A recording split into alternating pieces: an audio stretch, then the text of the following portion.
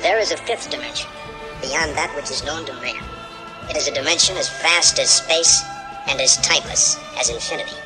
It is the middle ground between light and shadow, between science and superstition, and it lies between the pit of man's fears and the summit of his knowledge. This is the dimension of imagination. It is an area which we call the Tweaker Pad. Quiet, please. No need to shout. No need to yell. No need to have a riot. Shut your eyes. Take a deep breath. Oh, you've gone quiet. They are extremely meticulous and can be easily identified by a headlamp or flashlight, which is inclusive to the tweaker culture. They can usually be found in the company. Shadow folk. You're in Campo, good enough! Hello everybody and welcome to Ramblings at the Tweaker Pad, which has now become Ramblings in my mom's backyard since I have been banished from my treehouse. Pray for me. Today I am really excited for my guest. It's an old friend from high school. You know, I didn't even know how to describe you. So you were an older kid. Yeah. You were older than me. I always thought you were super popular and cool, which you probably are. This is Jesse Sawyer. Jesse, go ahead and introduce yourself. Alright. I don't know how to follow up that. There's more. Alright, yeah, so I'm Jesse Sawyer.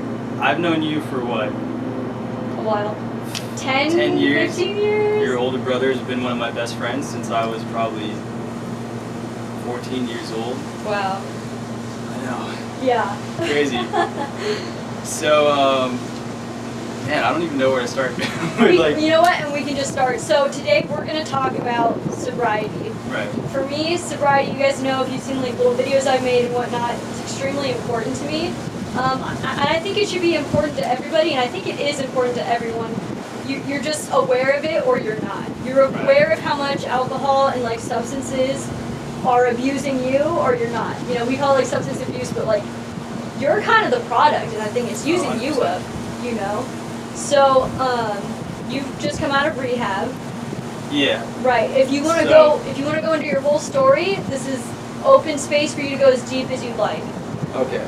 So I went into, I guess we should just start out with this. Like I've had a substance abuse problem, right? Or like, I guess it was an image problem since I was in high school, right? So when you said, oh, you were popular, right? Yeah. I was like, so the way I always saw myself was the same out of shape kid that I was when I was young, right? And like coming down the line, I started realizing. Were you out of shape as a kid? Were I was you a chubby kid? fat child. Oh, really? I had a terrible bowl cut. I was a fat child. I wore a t-shirt at the beach, like, you know? So you know what? There is something to that, like not being the cool kid in like even elementary school. Mm-hmm. You kind of take it with you, because I was like that. I was like, oh, I'm crazy, I'm weird. I still bring that with me, and it's a part of like self-doubt that you gotta like deal with, you know? I think that who you build yourself out to be in those years between like when you're a child and like 14 years old, it clings on to you. Yes. And like, so what is that word I'm looking for? Like, we all have this like misguided image of how we actually see ourselves, right? And you see it all the time, like with people that are bodybuilders and stuff. But like distorted. Yeah, right. body dysmorphia, right? Right. So you're getting into this. You had an image problem starting in high school. I'm thinking you're one of the cool kids. Right. And what's your perception of yourself? So my perception is I'm still like, I'm not good enough. I still feel uncomfortable in like social situations, right? Like really like not bad social anxiety, but I would always be like, why is this person getting so much funnier than I am? Why is it that this person can win a room over when like I have to sit in the back awkward and uncomfortable? So especially being Dylan's friend. Right. So I know my big brother is, right. He should have been a politician. He's so charismatic. Yeah, he can win anybody over, right? Yeah, but he's still got that internal world too, you know? Like learning how to do that comes from that place of insecurity. Like we're all the same thing. We're all doing that. Well, I want to keep going in this conversation. Do you want some water? Just realized, okay, you have some. Okay. Some water. I was like, it's like hot out here. I should provide for you. Yeah, holy water. It's right there on the. Oh, good. I love that. I love it. Okay. So yeah, I don't know how I exactly got this distorted image of myself, right? But I think it was because like coming from like a family of like manly men, right? Like both my dad and my brother are like, my dad's like the go-to guy. Yeah. So like where I grew up, like I remember seeing people call him all the time when they needed anything, and just thinking like, this dude can do anything, right? Like I have to live up to that. Like I want to be that guy. Yeah. And it drove me for a long time. So in high school, or before high school, when I was out of shape and when I was kind of weird and nerdy, I was like, I can't let this fly. Like this isn't gonna happen. So like I started grinding then. Like I remember it being like, I'm gonna play football. I'm gonna be the captain of the football team. Like I want to be that guy in the movies where like he's the linebacker, he gets the girl, he goes to the party, right? Yeah. And I remember I was running up and down our friend Wyatt Parley grew up across the road from me, and I remember as a kid I used to run the road to the elementary school, and going down the line, he ended up being one of my really close friends, and he told me a story. He's like, I remember when you were still out of shape and you were young, and I remember still watching you run across the road, across the field, and thinking like, this kid's never gonna get in shape. Oh, So he told me that, right? And he's like, but then of course in his like normal Parley way, he's like, well, you changed that, like you obviously did, because like you ended up being somebody that I looked up to, and like, so yeah, of course that got me right there. But so overcoming the adversity was something that I also got addicted to. Okay. That's a very common thing. Like I'm really into healing and spirituality and stuff. And a big thing that people talk about is in order for the ego to feel like it's real, because that's our biggest thing, is the identity wants to feel that it's real. You know, it almost will design problems for itself to overcome, because if I'm the thing overcoming, then I'm the thing. I exist. You know, it's like a weird fucked up way of proving yourself. Oh yeah, you know? We can get into that later if you want. But I got all the same stuff, so don't even feel like I'm on this crazy train. And my eyes will gaze over and over to make sure that everything is recording. Yeah. So don't think I'm not listening, but this one I wanted to make sure. Okay. Stay focused on my boy Jesse. Give it a second. It's being a little funky. She don't want to focus on you. Face and eye detection. Pull your glasses up for me really quick. Off? Yeah. Yeah, it was like not finding your eyes. The hat and the glasses is like... But you can put them back on. I can do it blind. Am I making... No. It looks great. I just focused it, so you're perfect. Okay. So, I think with a lot of people you started partying in high school, huh? Yeah. So that's where like... Yeah. What's your first experience like getting drunk? And is that, okay, when we talk about the substance issues, is it mainly alcohol, or is it like alcohol and whatever, like stimulants or whatever? So alcohol was always the catalyst. Okay. Alcohol was always the start, but it was also just, like, as I got older, it was just what was around me and what was readily available. Like, thank God, like, I didn't have any big connections for anything else, and I was in, like, the party scene. But if I was in a different scene, like, I would have used anything. Yeah. Like, and that's just, like, I can tell you that's how bad of an addict not that I was, that's how bad of an addict I am. Like, I'll get addicted to peanut butter, bro. If I eat a scoop of peanut butter one night, like, I'm gonna have to eat it the next night, too. Yeah. You know? So, like, I thank God that I never started, like, using intravenously or anything like that. Yeah. Because I would have, you know? Yeah. But alcohol was just always the closest thing. Yeah. And I like the way it made me feel. Yeah. Like, it comes back with that, we were talking about the first time I got drunk. So, I remember the first time, I won't throw names out there. I feel like we're just like slamming all the people that we grew up with. Honestly, I do it like every episode. All of our friends are gonna be like, what the heck? Yeah, so I remember it was... Sorry about that. No, you're good. Well, I don't remember I don't know what year it was. I was probably a junior or something. I kind of started like actually partying and drinking like late. I guess compared to like a lot of kids. I don't think I drank until like my junior year. Okay. And before that, Isn't that's late on the mountain? That is late. Junior year of high school. I know. Like, if fuck. you're not faded by freshmen, like there's something wrong with you. Yeah. It's sick. And we say the mountain, but I think that's most places. Yeah, probably. I think like we're just like, we're in the mountain. This is our little pocket. It's jacked up here, and then we go down here, and it's the same thing. You know. Yeah. But I remember it was after a football game, and I was at a certain person's house that always had parties, you know, and we all went over there, and it was my first time. I think there was a girl there that I was like, dude, there's no way I got shot with her, right? So I was like, let's get tore back. Like, let's make this happen. I remember playing vodka pong, right? Mm-hmm. It's not like a great way to start drinking. Yeah. You know, like someone Yeah. was trying to put me under the table, and they succeeded because I woke up on that table. But Like the next day. the next day I woke Wow. up on that same table. Yeah. But yeah, I remember playing vodka pong. And The first time you're like getting drunk though, that insecure kid is kind of fading away, right? gone, And it's like, oh, now I'm that guy in the movie. gone. Now, yeah. I Yeah. mean, like just like I said, like you look back and I'm like, bro, we just won a football game. Mm-hmm. I'm like, I'm pretty good, surprisingly. Like this Yeah. is cool. And now I'm at a party playing beer pong or vodka Yeah. pong, Yeah. talking to a girl that, like, in my opinion, is way out of my league. Yeah. So I'm like, I did it. Mm-hmm. Like, We've also, the sick thing is like in society we've conditioned that like alcohol is how you celebrate too. So like you're a kid, you're a junior in high school, you're a fucking baby. yeah, You're thinking, oh, this is how you celebrate something good in your life. When to me, I'm like, it's tragic. It's Mhm. tragic to turn to that stuff. You know, it is. I mean, that, and not in a judgmental way, but in a like, oh my god, like, we're so bankrupt. We're so bankrupt, like, as a society that, like, this is what's fun for us, is to, like, kill ourselves. Kill off our emotions and, like, how we feel, you know? And that's everyone, but you actually have the bravery to come out and talk about it, you know?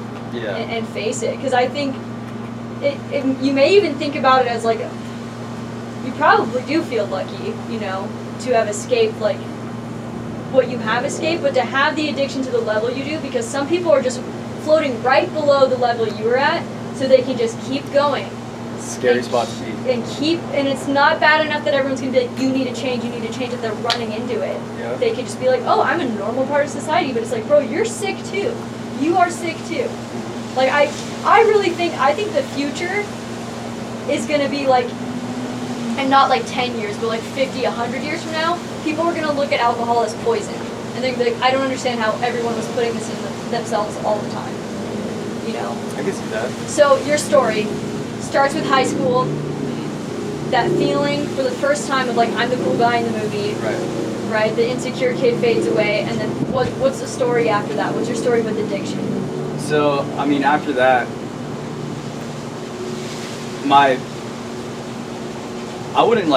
wouldn't have known. No one would have told you I was addicted back then, right? Because it was cool being the party kid, Yeah. and that's where I found my identity.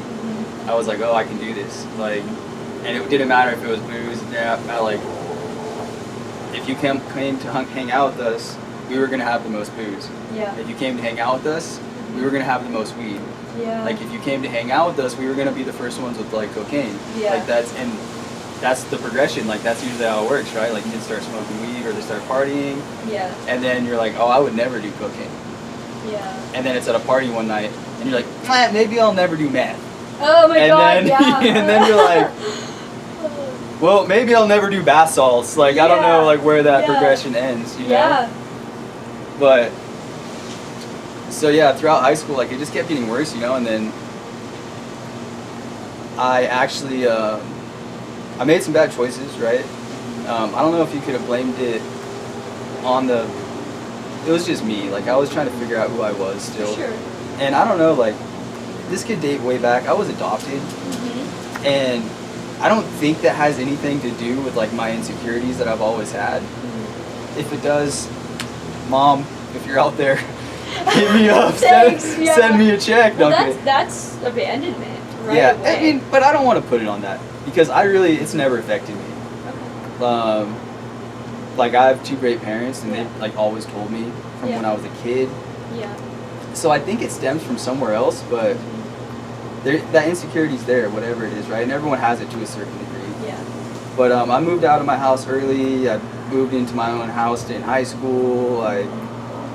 That became the party house in high school my senior year. I mean, we had prom there. It's terrible. I don't even remember it, but I do remember that night because I remember blacking out. Like, senior prom at my house, which I shouldn't have had a house in high school anyways. I was somehow working, and Yeah. like, it's funny because addicts are like the most successful functional people at first. You're like, Yeah. this kid's working a full-time job, finishing high school, Yeah. but I'm also shitting on my family, like, Mhm. at the same time, Mhm. right? So, but I remember that night blacking out and not getting to experience any of my high school like prom party, which should have Yeah. been like Yeah. your pinnacle, like Yeah. this is the night we're all gonna remember, right? Yeah. And from there, that just was like a normal occurrence. I made a really bad rap video in high school. I never saw it. Oh, we don't need to look it up. Don't plug the link either. Like, please don't I'm gonna go snooping, but plug the link. look the link.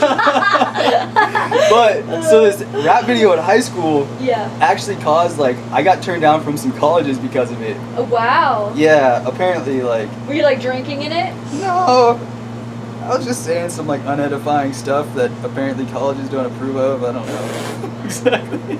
As if like their brand isn't promoting Right. fucking party culture. Like, let's get real. I mean, let's be honest. Maybe if I would have tried a little bit harder, but I remember hearing that for the first one and being like, nah, you guys are whack. Like, I don't need to go to college, right? Yeah. And then that's really like 18 years old is when my addiction got bad Okay. because I started working on fishing boats. So, And that's where addicts go. oh yeah. Adult addicts. So you're being exposed to that. Yeah. So I go and I get this job on this boat, and it fits the addict perfectly. Like you said, it's where addicts go. Like you're working a seasonal job. Yeah. You're working 4 to 5 months out of the year. You're making all your money in cash. Yeah. You grind that out, and then all of a sudden you come off from this however many months it is with however much in cash, like an ungodly amount of money in your pocket when you're 18 years old. You're like, Yeah. I remember like coming off and like looking at all the cash I had and being like, the teachers were wrong. Like, Yeah. I make more money than all you mother, you know? Yeah. Let's party. So then that's it. Yeah. It's a work hard, party harder, and you justify your partying because you're like, dude, I just worked. Because this isn't to discredit people that do that as a living at all. Because I love that industry. You can do it successfully, right? Yes. Yeah. Of course, you can do anything successfully. But you're like, I just worked. I mean, there was times where I'd do like 35-day stretches on a boat, and that's every single night. That's like 18-hour shifts, never getting off the boat. Yeah. You're working sun up to sundown, like, so all of a sudden, you're like, dude, I deserve to do whatever I want to do for however long I want to do it, you know? And that was cool because at the time it got me to, I got to travel a lot, and like I went to Australia, I spent time all over the place, which was great, right? Like, but I was partying the whole time. Yeah. Like I lived in Hawaii for 4 months, right? I remember this. I don't remember any of Hawaii. You don't remember it? No, I don't remember any of Hawaii. Like I remember Yeah. I was living in a hostel, and it was miserable, and I was partying every night, and like I was going back, but yeah, there's this like, some people's dream, right? Like, oh, you lived in Hawaii? I was like, yeah, I guess, Yeah. you know? Yeah. Like, But no matter where you went, it was still you and your addiction that you took with yourself there. yeah, I couldn't It's kind of avoid the it. same experiences no matter what. So, in this fit, like I said, like I worked on the boats, and I was surrounded by people who were some were my age, but most of them were like guys that were 40 plus, Yeah. right? Still doing the same thing that I was doing. Yeah. And I remember seeing it and being like, I gotta get the hell out of here. Like, this is bad. Like, Yeah. I can't do this. But the money was always there. And it's really hard, like, when that became my only source of income. That became I was great at it. So it was like, I knew I can go anywhere and work. Yeah. And that kind of just entangled me in the lifestyle that was down there a little bit. Okay. So every year I would make more money, and every year I'd be more broke by the time the season started. Oh, so it's like this cycle. Yeah.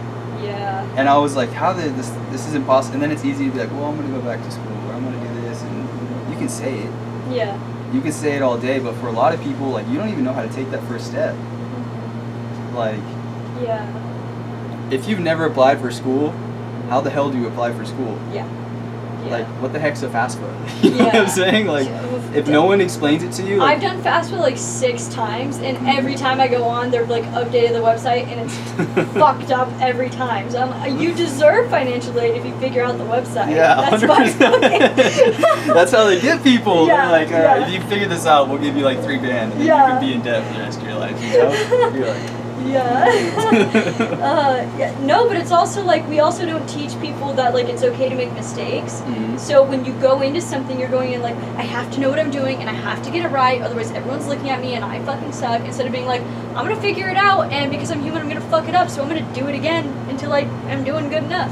right. You know, like I feel really blessed. Like I don't know what it is, but I'm kind of not that I'm unembarrassable. Like I have shame, you know, but I like don't give a fuck. I kind of have been like that where I don't give a fuck what people think I'm doing. And I think it comes from being a try-hard, because to me it's always better to be trying than to not, you know? Like at least I'm moving forward. At least even if I fucked up, now I know how to do it, you know? But it's like we don't get taught that. We don't get taught like it's okay if you don't know how to do the FAFSA. You'll know once you do it, you know? And it's that pressure. It's almost like that thing you were talking about with like needing to be the cool guy, needing to be this image that you have in your head, that you're the all-American boy who has everything fucking figured out and like it's just smooth sailing. Like that's not life, and you got lied to. It's you not know? realistic at all. Yeah, realistically, no one knows what the fuck is happening ever, and like we're doing our best. To this day. To this day. To this day. Right now, as I'm talking, literally so confused. Oh, 100%. But it's like, get comfortable with it, you know? Like, it's okay Yeah. to be confused and to not know. That's a huge thing, right? And that comes with, I don't know, like, I want to say humility.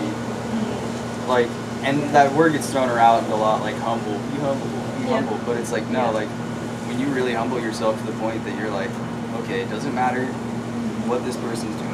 Yeah. It doesn't matter what this person's doing, and it definitely doesn't matter what either of these people think of me. Yep.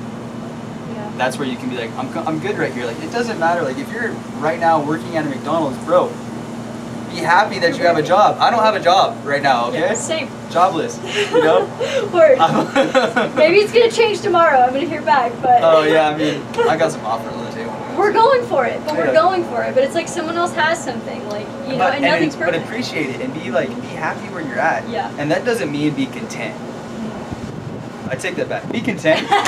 Be content, but always be on the lookout for more. Yes. Like, Yeah. you should always be striving for more, even if it is in that small Yeah. industry that you're Yeah. whatever. You like have to build from where you're at. Yeah. But that takes recognizing where you're at, appreciating it, and it's like this is what I talk about with manifesting. I don't know if you're into that sort of thing. We talk about it. Yeah. It is like you have to be present. You have to know, even if you're in like a negative mental spiral, you know, like the way you manifest from that is one, you just stop, you just be here. And then you ask a question, and that's the humility. Ask even yourself, in your own body, having humility and being like, why is this negative emotion here? What are you trying to teach me? How is it, and like having a faith, and this is what I love so much about Christianity, kind of having a Christian foundation myself, is like having faith in God first. And it's like, it kind of becomes circular arguments, I guess, if you want to look at it logically, but faith doesn't work off of logic. Like, faith is outside of logic. No, You know? absolutely. And so it's like having faith in God first. So for me, that means like I'm intelligently designed. So everything that I'm going through is serving me. So if I take that premise and I look at my problem through the scope of that premise, that everything is in fact serving me, how can I look at this negative circumstance? Right. Oh, it's only negative because of how I'm fucking looking at it. Yeah, 100%. Because if another person was handed this circumstance, they would feel like the luckiest person in the world. You know, I think about like how much I've given, and like recently, for some reason, the last couple of weeks, I've been talking to a lot of people like internationally, different countries, different circles. It's so weird, but I'm just like, oh my god, I'm such a blessed person, and like, how could I overlook this? You know, the problems that I think I have are non-problems to other people. Yeah. So it's the perspective. I want to get more into your story though, I know, because we we're keep- about to go deep. We're I gonna get know, on so many. We're gonna get It's off the gonna topic. happen. I mean, You're struggling with addiction. You probably hit like a rock bottom point, right? so 18, 19, 20, 21, 22, 23. That whole time, right? Like, I was functioning, right? Like, I was working on the boats, I'd get off, I'd party, I'd travel, and like everyone's like, wow, you have a great life. Like, you get to go all over. I'm like, yeah, it's super cool, right? And on the inside the whole time, I'm like, I'm pretty miserable because all you want is what you don't have. Yes. Like, Yeah.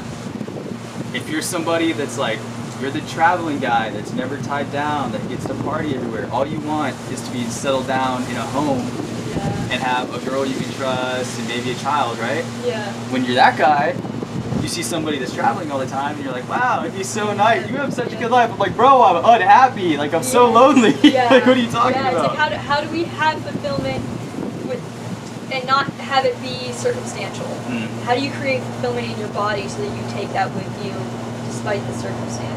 Yeah. You know? Okay, so do you want to talk about rehab? Do you want to? Yeah, so, I'll let you go. I'll No. let you take up the space. so like I was saying, like 18 to 23, I was good. I was messing up. Addiction was there, but everyone was just like, he just parties too hard. You know, like he's just a partier. Like he'll be fine. When he wakes up, get him some more beers. We'll go back out tonight. You know, so I think I did that, and then at like 24, somewhere around there, I went into my first detox. Okay. Right? So was to this point where I had things. Like I had a house. I was living at the beach. Cool people around me. And they were like, hey dude, like we've been noticing that it's like weeks sometimes that you're drunk. Like, I mean, like, there's weeks of time where like we never see you sober. You know, these are my roommates. Right? They're like, Yeah. so it starts getting brought to my attention a little bit, and I started noticing I was like making a fool of myself at like a lot of the places that we were going. And it just got bad one day, and like I think really where I was feeling so sorry for myself, like probably after a bender, and just like my life has fallen apart a little bit. I'm like, what am I gonna do? Like I'm trying to find an excuse to get people's sympathy. Because that's what you do as an addict. Like, you use your lows to try to get people to be like, oh, he's just hurt right now. He's just messed up. Almost, what, as like permission for what you're doing? Like social permission, like, oh, it makes sense that you want to numb out? Or I guess. What's the sympathy for? I think just because you spent, from your actions, you push so many people away. And so many people want, like, they only want to see you when they know you're okay. Yeah. Right? I'm going through that with my dad right now. Like, it's night. I cannot have a relationship with him if he's drunk. It's out of control, you know. But it's almost like he's getting out of control because in his sober place he doesn't know how to be emotional. So he hasn't like married the two. So it's like either this huge over emotional reaction or like There's nothing. nothing, you know. But it's like you almost would choose nothing because at least it's not abusive, Right. you know. And so, but it's like at the same time. Now he's using the explosive, emotional, drunk foolishness as a cry for help because he's so alone in that numbness. You know, that's what I've seen looking at this for several years with my dad. But I don't know if you can relate to that. Yeah, 100%. So like that. Good way to put that. So like when you're at that point, to where the only viable option to like get people back in your life is to make a legit change. You'll repeatedly say that you're going to make that change, and you'll take steps towards it, still knowing that you're going to fall, and it's going to start this. It's a chain reaction that like consistently happens, right? So you're like, you get addicted to people being like, "You're doing good right now. That's awesome," and you're like, "Yeah," and then you mess up 2 weeks down the line. You're like, hey guys, I messed up again. They're like, no, you're good. Like, you got this. Like, validation almost. We have so much faith in you. Like, you're such a good guy. Like, you shouldn't do this to yourself. And you're like, okay, I'm good. And you get that boost back up a little bit, and then you do it again, and then finally it gets to the point like where you're at, right? Where they're like, dude, I can't keep doing this. Like, and that happened with I want to say like 90. I don't want to say 99% of the people around me because there was still like a core group of people that legitimately cared. But even the ones that legitimately care, like, dude, what? We Yeah. can't do anything else for you. Yeah. Like, Or what can you do? Yeah. You know, when it's like I can't make the choice for you. Right. If I could, I would. You know. But yeah. yeah, it comes down to like, what do you want? Do you want to do this forever? Yeah. Because there's different people. Like you were talking about earlier, like some people can be, and even though it's not healthy, Yeah. it's terrible. But Yeah. people can still hold it together. They like, can function. They're not going to destroy all of their relationships. Right. You know, a lot of those relationships are actually based off of them all functioning in a little bit of misery yeah. and drinking to cope with it. Yeah. You know. See, and then there's other people that were like me. We're like, we're not gonna function. Like, Yeah. I'm gonna tear this down. And like, you fucked up. we're gonna- That's when I drink. I'm blacking out. Like, there's no other option. Like, I'm either not doing it or I'm blacking the fuck out. yeah. So, I'm Yeah. just not gonna do it. And then in the process, I'm gonna grab every single other part of my life that is so good right now, and I'm gonna tear it down as well too. So like, What is that? I don't know. Yeah. There's something like, for me personally, like at least when I start, maybe it's because I've always been not self-conscious, but so like not a nervous person. So we're just unsure of myself, like Okay. lack confidence, you know. So the booze turned me into the complete opposite, where it was like, Do you feel like you're trying to be something a lot of the times that you feel like is not authentic to you? And so like Oh, when, yeah. when you can get drunk, it's like, well, let's tear this shit down. It's not real anyways. You yeah, know? because I'm somebody, right, that I care about, like I'm emotional, like I care about everything, like I care about people's feelings, I care about what's going on around me. I'm like, why didn't you hit me back up, bro? And like that person may be like, I was just busy, and I'm like, Yeah. yeah, Yeah. dog, like I was waiting, you know, or like, why did Yeah. you take? So Being sensitive. right. And I feel like we haven't given men any tools to handle sensitivity. Not like we've given Oh. women the tools either, but it's like we're almost allowed to express ourselves emotionally and not be shamed for it. It's like men, it's like you don't have the tools to handle sensitivity, but you're also shamed for expressing that it's affecting you at the same time. So it's like you have to create this false self to survive. Oh, you're less of a man, you know, like So awful, because once men do embrace their feelings and they're there for themselves, you create safety in your own body.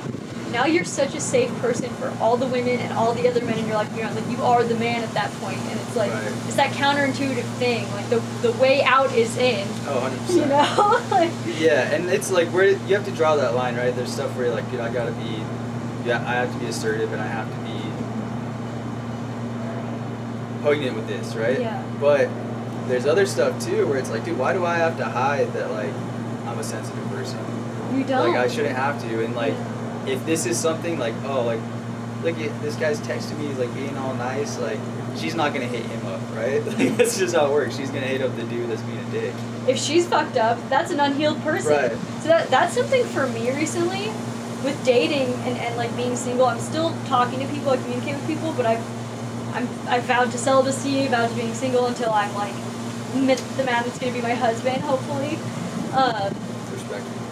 I need it. I need it because some people have addiction to substances. I was a relationship addict, and I'm addicted to having a partner. I don't care what the fuck it is. I need someone in my bed at night to feel safe, and it's like that's finally taken care of. So I'm not like destroying my life by bringing in fucked up people.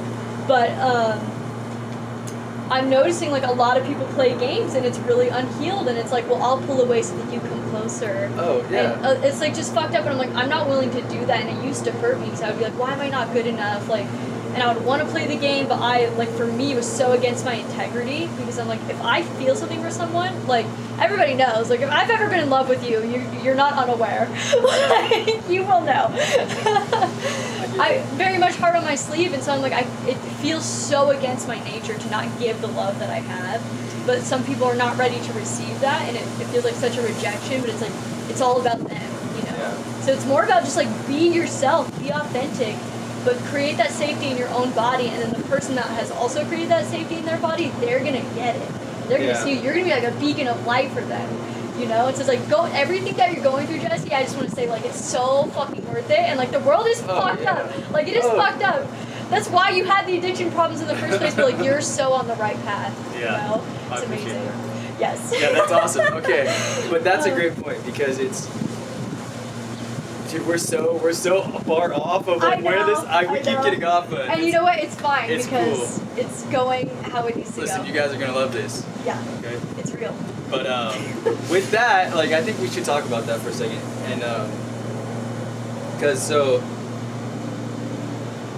we live in such a like hypersexualized society, right? Yes. Like, I didn't have a phone for a year and a half, and like I wasn't around women for a long time either, Yeah. which like not great. Like, listen, it's not like ideal. Like, it wouldn't have been like my ideal situation. Yeah. But in that time, like, I dealt with some demons, bro. Like, Yeah. Hold on. This thing stops recording every time. It's scary. That one's still good.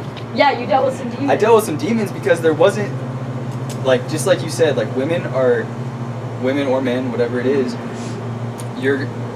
something you're searching after can be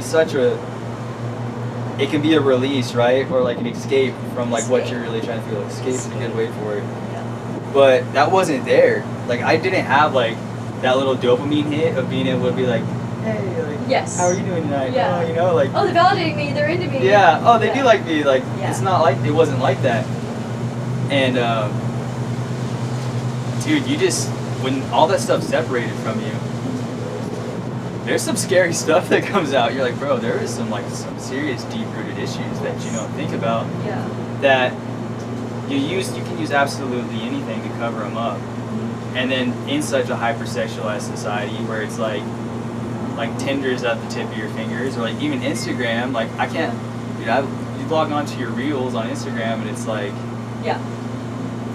this is honesty. Like, I see some of them, I'm like, dude, might as well just watch porn right now. Like, Yeah. I'm halfway there already. Yes. You know? No, and that's how it starts. Like, you have to block that shit to get away. Because I'm a woman, Mhm. and when I first got Instagram, this is the starter pack. You go to the explore page, and it's thongs and asses, and I'm like, the kids can get on this app. This is how we start people. This is the they see it. introduction to the app. Like, okay, I'm now my algorithm's like rock climbing and like comedy and shit. But You it's have like, to build your algorithm You do, correctly. and I feel bad for boys because it's like they're like, fuck yeah, I want to see a beautiful woman with a Yeah. beautiful body. Like, fuck yeah, I want to look at that. It feels great to look at it, you know? And it's like, it's there for you already. Yeah. So, But it's wrong. I'm not wrong. It's not wrong.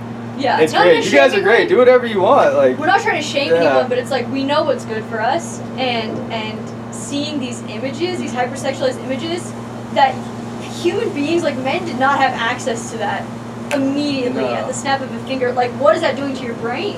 yeah. You know, like, selfishly. So forget about her and like degrading women. That's a whole conversation, whatever. But like, for your own fucking brain, what is that doing? And what is that doing to your relationships with real women? You know? Absolutely. And Like- it jacks it up. I'll I tell you bet, that much. I bet. Like, I came out from that year, whatever it was, and dude, I still like, I have trouble having like legitimate conversations with women sometimes, Yeah. or like, I guess I don't have trouble with it, but Yeah. it's more or less like, okay, so what's really going on right now? Yes. Like, Yeah. am I having like, is this a real conversation, or What's our goal? is the point of this because like Yeah. down the line, like, Yeah. you know? Like, what do you actually want? And that's the hard thing, and that's kind of what I keep running into, is like, you have to just be honest, and you have to just be real, because that is the right thing to do, and like, you are going to get hurt.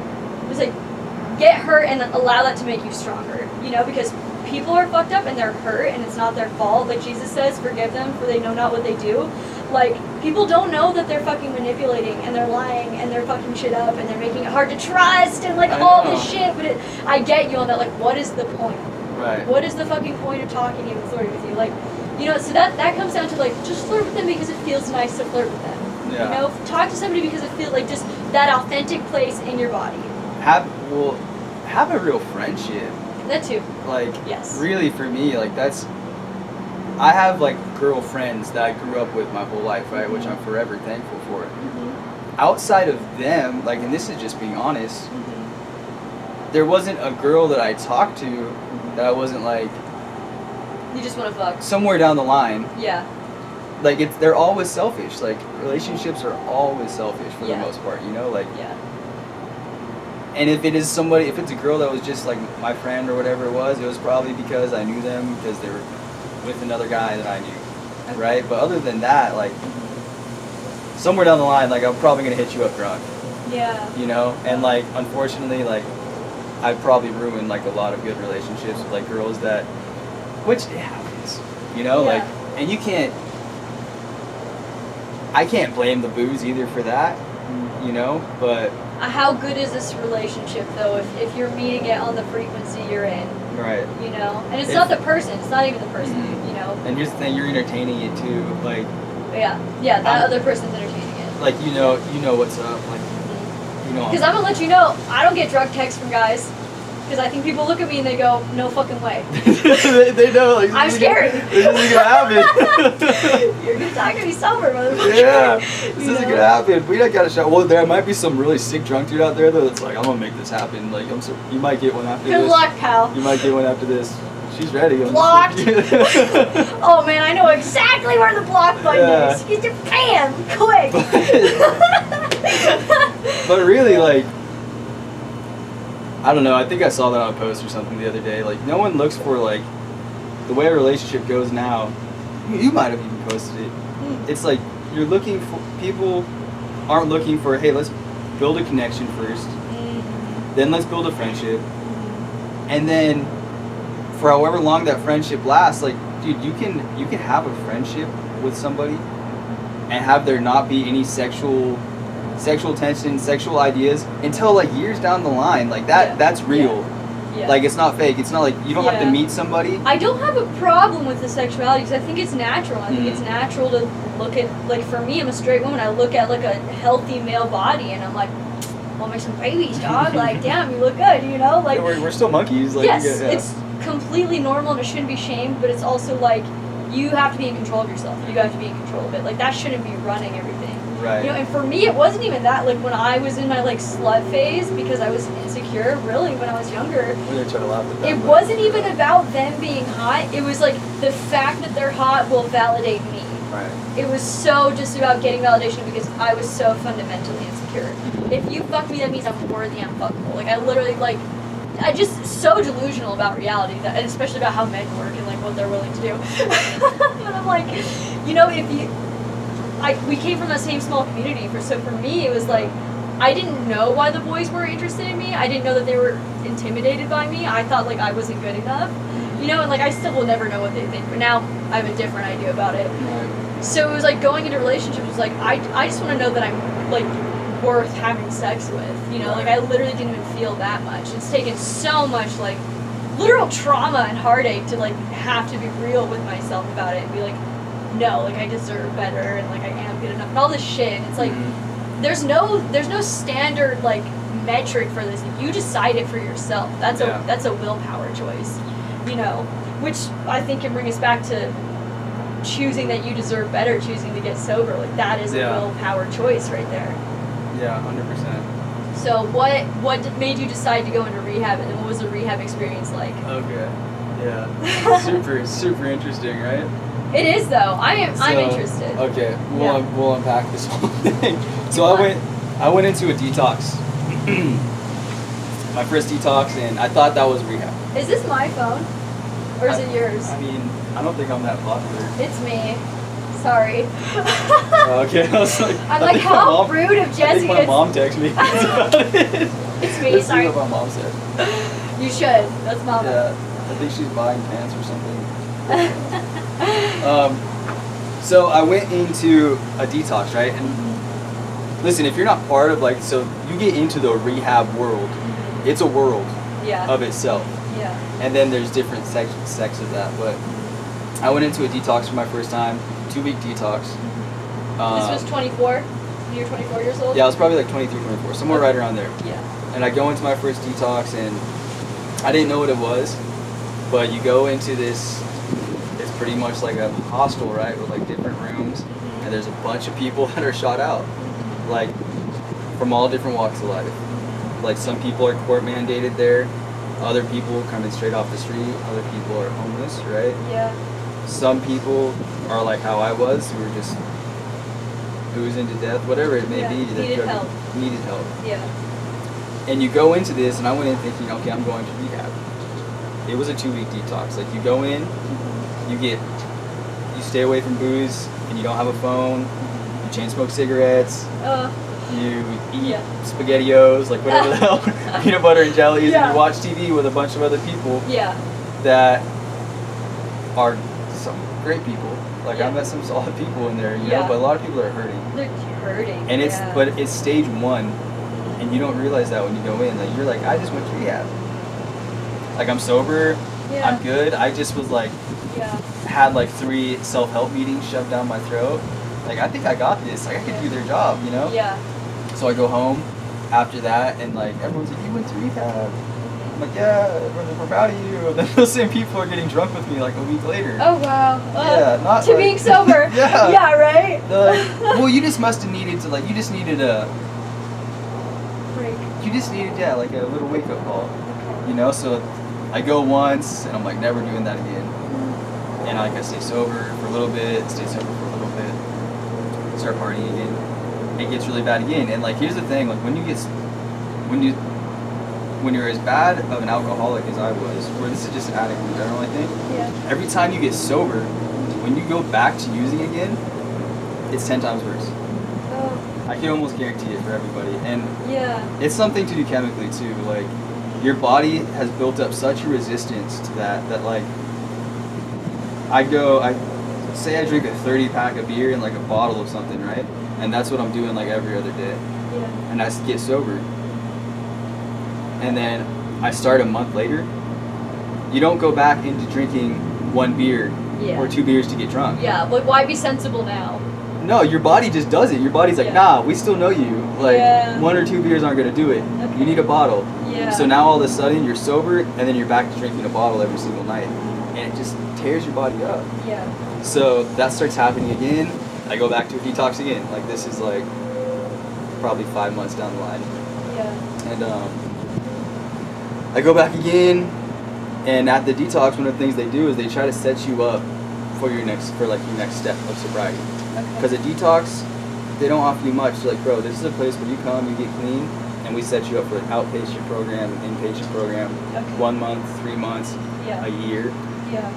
Because you need it, and you're like, all right, I'm good. Yeah. So I went back into a detox. Because in your head, you're thinking, if I just stop, then I stop, and that's where it ends, you know? You think it's just the drinking of the physical thing that's the problem, Yeah, when it's like a whole environment. You got to deal with every aspect of it. No, I just have I have an alcohol problem. I have a going out problem. Yeah. I just won't go out. Like, I could probably just drink at the house. Yeah. You know, like, I can just hang out with people at the house. And so I go back to this detox again, and they're like, you need to go somewhere, bro. Like, because now I know these people, right? Because you kind of get close to them when you're, like, at your lowest. Like, you have some serious conversations. Yes. You know? So I come back, and I see some people, and they're like, thought we weren't going to see you again, bro. And they're like,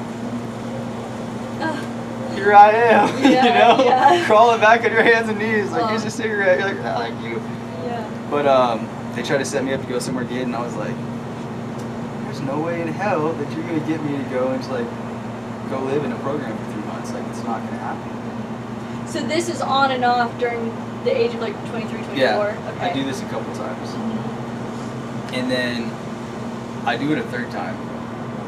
And the third time I do it, it's really bad. So, like, in between all these times, like, there's stuff I don't remember.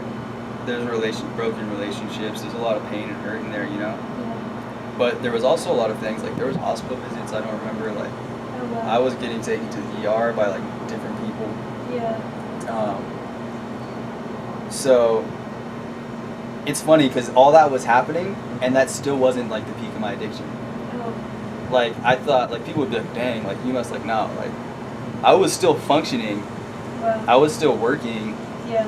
After, like, going to the ER because I'd been here for, like, 2 weeks and, like, having to get my stuff pumped, get an IV put in, and then going back to work, keeping it together for 3 months and doing it again, right? Yeah. And then, when you are sober, when you're going through those 3 months, are you, like, being called to it? Like, still? Like, is it every day you want it, or it's it's every day just waking up and grinding to be sober that day. Okay. That's all it was. It's a choice in the day. It was like, today I'm going to be sober. Yeah. And, like, I'm gonna run 4 times today, right? Yeah, Like instead of like, check this. That's another thing too, is like a lot of runners, because I've been in the running community for a long time, a lot of people go to running to avoid addiction. You get all those positive feelings, and you can kind of punish yourself, you Yeah, know, but at 100%. least you're like building a positive life out of it, like Yeah. doing something for your body. But yeah, that's just something I noticed, like ex-addicts, oh, for sure, they're always runners. punishers. We like to punish ourselves because Yeah. you got to do it somehow, Yeah. you know. But you have to beat your body down. Like I think that's something like the biggest thing I've learned from this time is like it's a balance, and it's like it's mind, body, spirit, right? Yeah. Like, and I think if one of those spots is out of balance, Yeah. then you're in a dangerous spot. Well, it's like the definition of poison is just too much. Mm-hmm. And you can have too much of anything. Yeah. Too much air. You know? Like, Yeah. too much of anything is a bad thing. So it's about know thyself. Yeah. Figure out what's right for you and then have integrity and stick to that. Mm-hmm. So, okay, you're going to the ER, but you're still functioning. That still isn't the peak of the addiction. Yeah. So that's like, what, another year of... Probably another year. I'm 24, ladder of 24, right? And it's like it's getting to the point now where roommates are coming in and out of my life. Like I'm not even realizing that I'm the reason that people are like I'm affecting people's lives now. Yeah. Like people are like, dude, we gotta move. Like, and I'm still there, and then new people come in, and then and I'm still there, and I'm just like this constant problem. You're just going like, this is weird. Like, Yeah, I'm like, you guys suck. Like that's all I'm thinking is like, you guys are whack, bro. Like. yeah. I handle my business. Like I go and work. Like if I want to come home and party for a month, I'm gonna come home and party for a month, right? Yeah. So this is happening, and then this is like when I start actually remembering stuff, Okay. because like I said, like 21 to like that 23, 24 range, like it's all just a blur. All I remember is I worked long hours and I partied a lot. Like I can't even, dude. It's so bad. Like, I can't even tell you who I was with at the time. Like, Yeah. stuff like that. Yeah. And there's like people that I have genuinely affected and like hurt, especially some girls, like Yeah. really bad. And like I hate to say, like I don't even like that's how bad addiction is, Yeah. because they probably love me a lot, Yeah. and right now I can't even remember who that was. Yeah.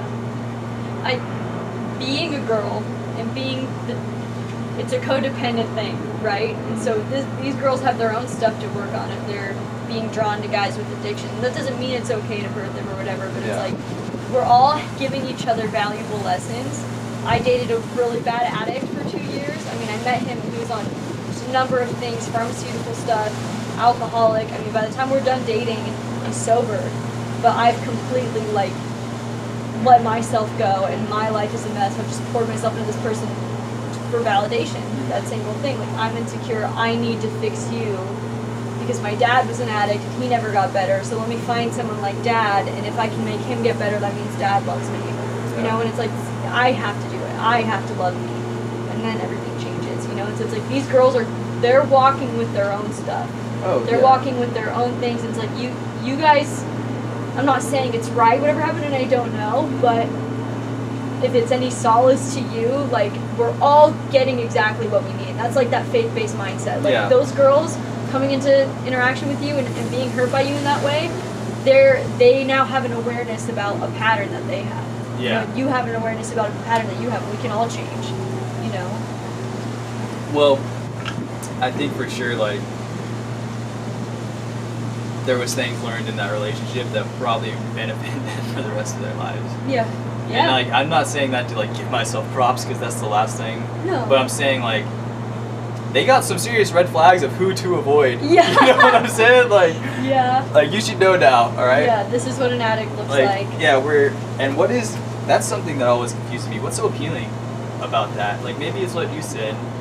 Well, for me, and my mindset was like, if I don't want to be abandoned, and if I can save this guy that's at his lowest, You know, he never will. he'll never abandon me because he'll need me. And so that it can kind of get fucked up, because if you're unaware if that's what you're doing, you can actually enable the addiction while telling yourself that you're trying to make it better.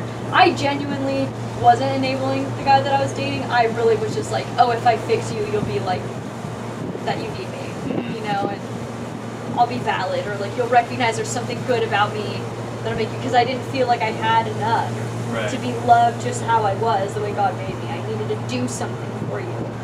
Like, not even, maybe even be in debt to me in some way that you want to stay, you know? Yeah, that makes So. that makes sense. Yeah.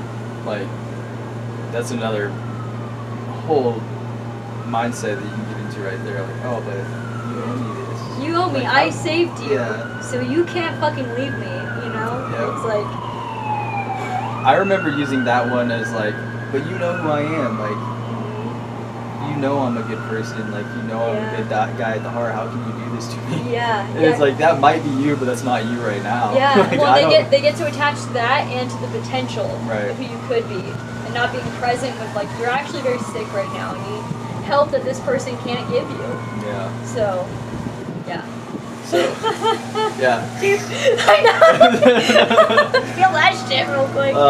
So, so all these people are coming in out of my life, and like, this is when I really start remembering, like, I was out of control. I was in the super toxic relationship at the time, and I remember this because I remember people being like, I remember toxic people yeah. being like, bro, this is not like, this is not a good choice, Yeah. and being like, nah, you know, Yeah. whatever. Yeah. And it was like, had to have been like a year, 2 years, whatever it was, on and off, you know. But she was at the latter end of when I kind of started remembering everything a little bit, and I remember my what really started like hurting is my core values were gone now. So like who I was raised as, like a hard worker, right? Like loyalty, like I was on the same boat I worked on for like a long time, like 7, 8 years, right? And something so attractive to people about loyalty, Yeah. where they're like, dude, we'll give you this, we'll give you, and you're like, nah, like this is, Yeah. so like that Yeah. attracts people, and people are like, we want that, right? And that loyalty was just gone. Like it was all about me, how I was gonna have money to get my next bottle, where I was gonna be going out that night. Instant gratification. Instant, that's Yeah. it, you know? So I left like my family, pretty much this boat I was on forever, I left and started working on these other boats and just started like changing. Like I was a different person now. Like could no call, no show, not talk to them, not even care, Yeah. and show up on the boat right next to them 2 nights later Yeah. and work for them, and they're like, what's up, bro? I'm like, what's up? Like, you know, Yeah. and I'm like looking back, I'm like, bro, like, so Where that's something in the past, like, that would have made your stomach hurt. I would have Think kicked the of shit out of me. something. Like if I was someone else, I would have Yeah. been like, you're the type of person that I hate, you know? And that's who I became Yeah. in this addiction. And so we actually, it's crazy. You look into like becoming a spiritual vagabond, right? Something. Maybe. So no, I'm telling you, like this is, I've done papers on it and stuff. It's Yeah. like you become so used to, like, at first it's hard to move on from something. Like you see it all the time with like people that like move on from like a church or something, right? Like the first time they change churches, it like hurts. They're like, this is my family and Yeah. I feel so connected to these people. And then they move for whatever reason. They find not an excuse, but they find their reason to leave. And then all of a sudden they're at this new church and like, well, we don't like this. Let's check this one out. Yeah. And all of a sudden it's so easy to uproot Yeah. and change where you're at that like you don't want to lay any groundwork down. So like you're not tied to anything, and it's super easy for you, right? And that's what it was like with that, like There's less accountability. way less. Yeah. And you can just bounce, Yeah. and it doesn't hurt you anymore. Yeah, that's You know? that's where my dad's at. Is he's completely isolated himself now because he's cut off all his relationships by bad behavior, being drunk, and now there's no one to hold him accountable. So now it's a real problem. You know, if you're not tied to people that care about you. So after that phase, what happens next? So I get sober, and I'm like, I'm gonna do it this time. Like I messed up. I burned like what looked like my last bridge, you know. And I called up a buddy, who's he's the guy, the captain of that first boat. Okay. One of my best friends. I don't know now, I don't know, but you know, just somebody that I knew would like, he's gonna be like, dude, you're messing up. Like we need to change this, right? So I call him and I'm like, bro, like, you gotta get me sober, right? So go over, I get sober, and instead of trying to go back into another program, like go into a detox, go to outpatient, I tell my family, I'm like, okay, I want to come home. Yeah. My first time coming home, you know? Yeah. And I'm like, I want to come home, and like, I need you guys just to, because at this point I'm delirious, right? I'm like, I need you guys just to lock me in a room, Yeah. you know? And I knew it wasn't gonna work, but I had faith in myself that time. I was like, I'm actually like, it's time to get sober. And I get sober for probably, I don't know, it's like 3 months. Longest I had been sober in like 10 years. Yeah. So it's an accomplishment, but I'm white knuckling the whole time. Like, I'm back up on the mountain. Yeah. I've now since then gotten a DUI. Like I rolled off the freeway on the exit to Descanso Oh. and should have been dead, right? Yeah. Should have been a wake up call, didn't work. So I'm up here, I got no license. There's not Ubers where Yeah. we grew up. No. It's not easy to get around, right? So now I'm like relying on my family. Yeah. In my late mid-20s, it's embarrassing. And I'm white knuckling, and then I messed up again. And I went straight back down. So while I was living up here, I still was paying for the house on the left beach. Oh my goodness. So I knew that was there. Yeah. Like I had this like fallback plan, right? Yeah. And I went back there, and that's when it was like, I got torn up for like, it must have been like a month straight. Wow. Like, it was bad. And this was your rock bottom? This was rock bottom. Okay. So much rock bottom, right, that I ran out of money I finally ran out of money after the fishing season. I had paid rent for a month, and I had no money to buy booze. I had no money for anything. So because I had already been drinking for a month, I spent it all.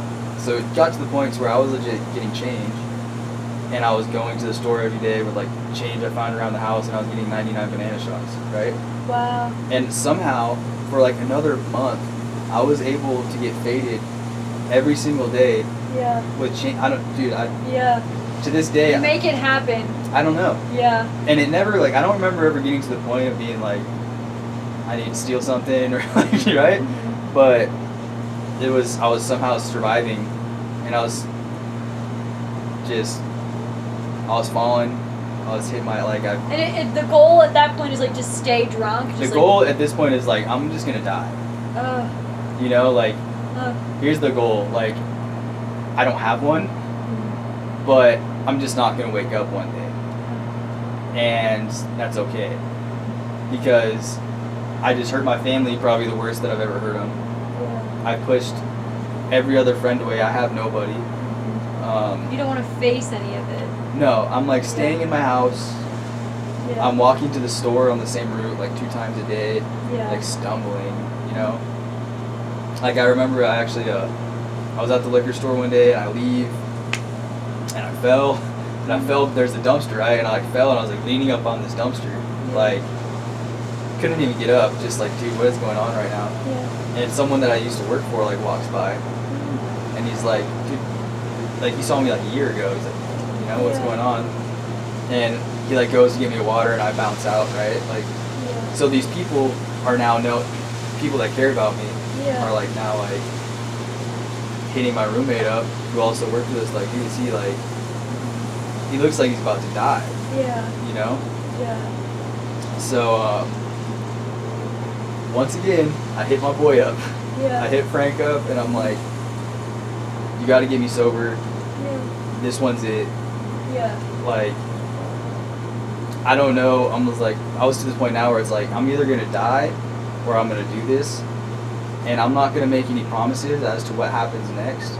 But I know right now, I have to get sober for Yeah. these next 2 weeks. You know? Yeah. So we go, and I get sober, and I start. And how are you getting sober? Where are you going? So I'm locked up in my buddy's condo. Ooh. He's hanging out with me, Yeah. and we're just chilling. Yeah. And he's, you know, he's like dadding me, like he's taking me on walks, like Yeah. feeding me, right? Like, Yeah. and I'm broke, Yeah. and so he's just locking me up in here, pretty much keeping an eye on me, just making sure that I'm not leaving Yeah. to go get booze. And about 3 or 4 days in, I start tripping, Really. like. Yeah. So I've had like shakes. I've had come down before where I should have died, right? This was like, I had stepped into this new realm of the DTs Yeah. that I didn't know existed, that I don't think a lot of people know exists. Yeah.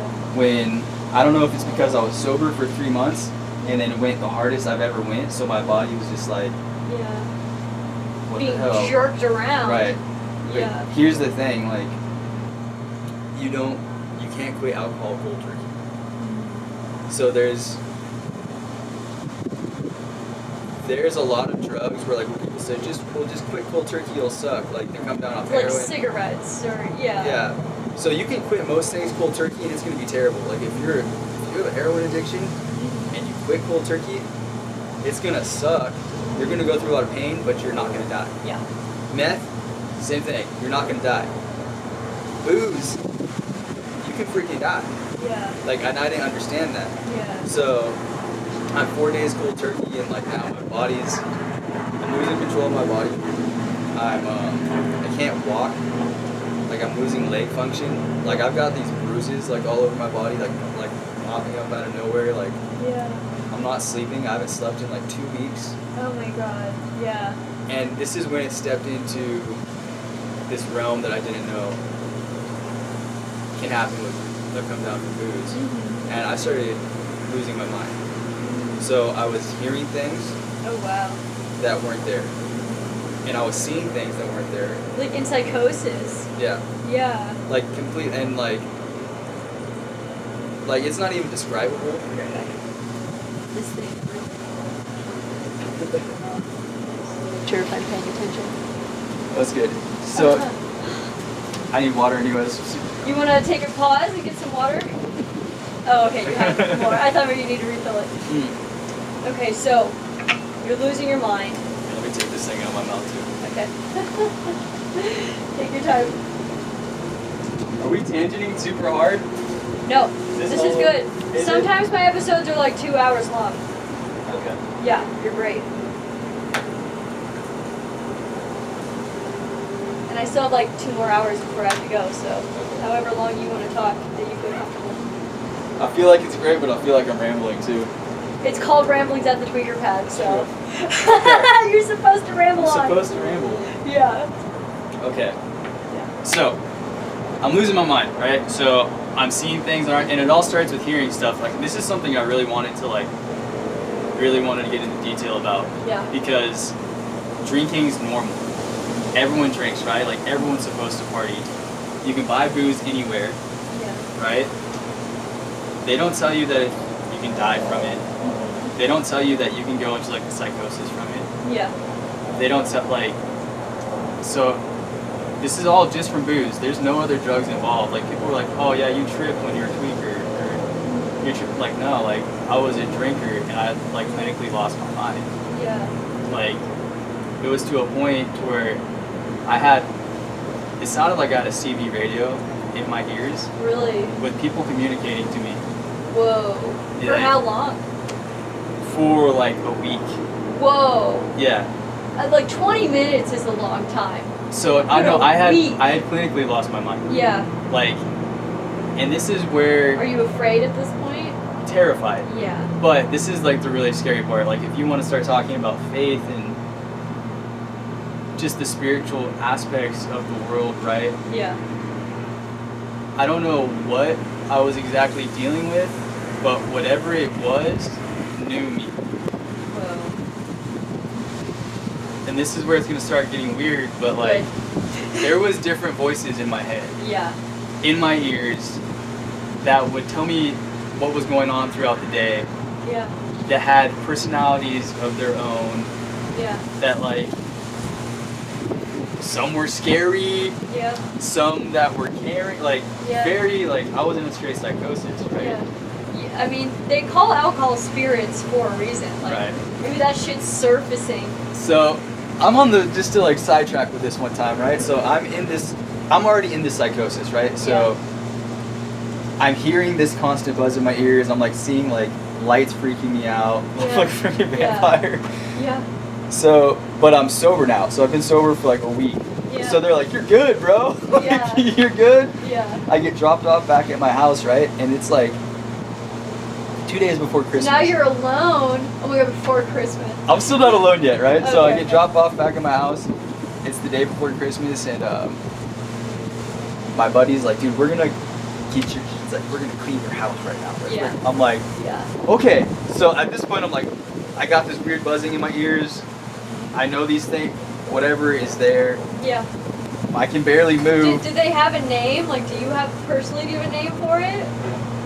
Like, what do you call it? Like, even in yourself?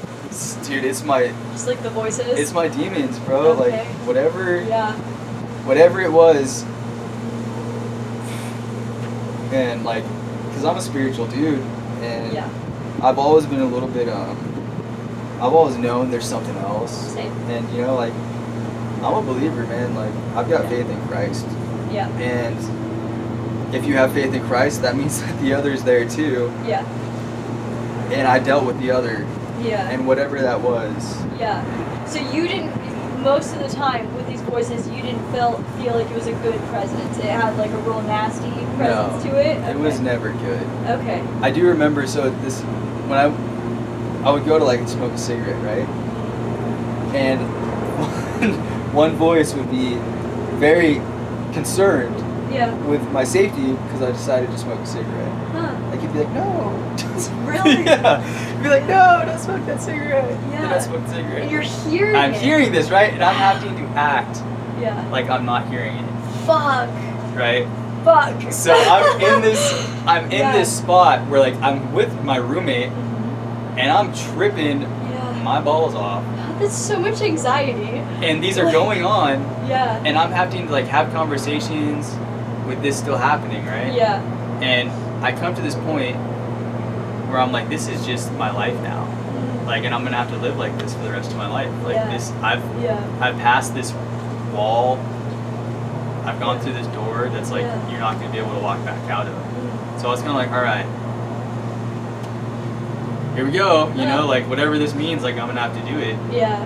So cleaning my house, right, with my buddy, and I'm like, bro, like I'm starting to feel real, something's happening. Like I'm Yeah. feeling shot out right now. Like I started feeling like people like hitting me in the legs and like steel poles and stuff, right? Whoa.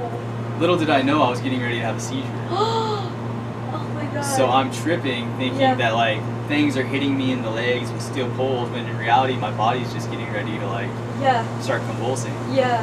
So I start having a seizure, and I'm like, dude, we got like you got to take me to the hospital, or you got to give me booze.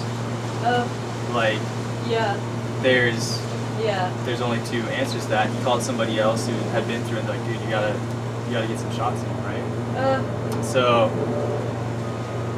we go. We get some booze. I start drinking a little bit, and it fights the seizure off, Yeah. and it fights my body back to normal, Yeah. and the voices go out, right? Whoa. So now he's like, "So you're good?" I'm like, "Yeah." He's like, "I gotta go." So it's like a day later, he bounces. Uh-huh. And it's Christmas. Okay. Day before Christmas, and my roommate's like, "Hey, bro, like I gotta leave." Like But after those shots, you stopped drinking again? No. No, okay. So I stopped drinking, Yeah. but I was now to the point where I was like, I'd already told my family, like, I'll go. Yeah, I forgot about that. So like a couple of days before that, I told my family like I would go into this year-long program. I was What like, is it called? It's called Teen Challenge. Okay. Shout out Teen Challenge. So it's a year-long faith-based program. It's like one of the most rigorous programs you can go into, right? Yeah. It's first of all, it's a year, which is insane to go into a rehab for a year. It Yeah. seems like before you go into one. I feel like that's what everyone should be doing. Seems Yeah. like most of the time, it's not long enough for everybody. It's not. And I still think, like, to this day, like, 3 months wouldn't have done it. Like, because most drug programs and alcohol programs are 3 months. Yeah. 3 months is enough time to, like, be like, wow, I'm sober right now. 3 months is long enough to lie to yourself. Yeah. If you've ever been in a toxic relationship, 3 months is just long enough to hide all your shit. Mm-hmm. And someone else hide their shit before the demons start coming out, Yeah. Oh. 6 is pushing it, but a year, you can't fake it for a year. No, you can't do it. Yeah. Too much. Yeah. There's too much to unpack at that point. Yes. Yeah. Yeah, so I've committed to this year program. Yeah. So now I'm like, okay, Yeah. I have to drink long enough to get myself into this program. Because it's gonna be like a week Yeah. until this program. And you're thinking, like, I'm trying not to die. Yeah. Okay. So like I said, like physically I can't walk. Like I tried to ride a bike and I made like a foot and like fell. I couldn't pedal a bike. Yeah. My friend's dog pulled me over. Like Oh. and I consider myself like Yeah. I used to be in pretty good shape, right? And Yes, like I can't you're an walk. athlete. I can't walk now at this point. Yeah. Like so my body's shutting down. Like I'm dying. Like I'm dying. Oh. And so there's this week until I have to go into this program, and I've got these voices in my head, and I'm seeing stuff, and I'm having to drink long enough to not get obliterated Yeah. because my body will just reject it, Yeah. and I'll just throw up, Yeah. and then the booze will do nothing, Yeah. and stay just buzzed enough that my body doesn't shut down. Yeah. So I'm doing this, and like the store would close, right? And I'd be like, I have to fall asleep. I have to drink enough to fall asleep Yeah. before I start feeling these seizures. Because after I had that first seizure, Yeah. I could feel like when another seizure was gonna come. Yeah. So I'd have to drink more. What did that feel like? The pain in your legs? The pain in your legs, the pain in your back, like it started to feel like, that's the best way I can describe it. Like somebody was just like hitting me with a steel pole. Yeah. Or like Yeah. in my arms, like it'd feel like my veins were like steel webs. Like I could feel like, Whoa. yeah. Crazy.